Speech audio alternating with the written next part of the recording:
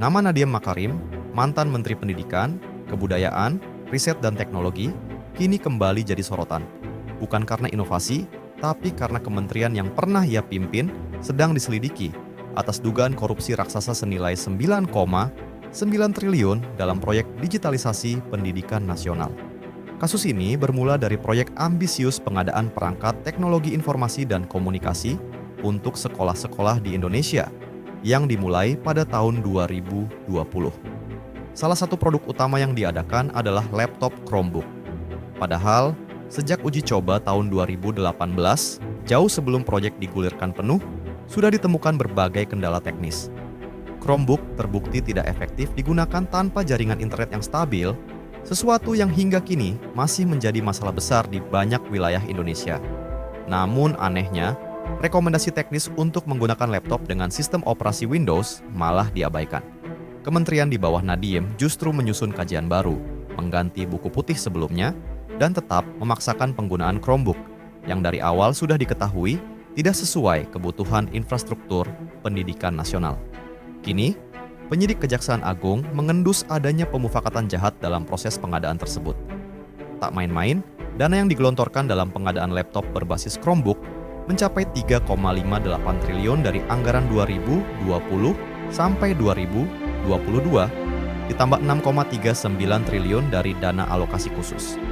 Totalnya, 9,9 triliun uang negara atau uang rakyat yang dipertaruhkan demi sebuah proyek digitalisasi yang sejak awal sudah bermasalah. Nama Nadiem memang belum dipanggil oleh penyidik.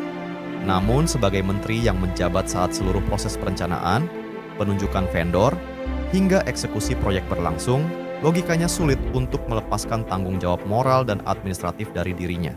Apalagi, penyidik telah menggeledah kediaman 3 mantan staf khusus Nadiem, yakni Fiona Handayani atau FH, Juristan atau JT, dan Ibrahim Arif atau IA.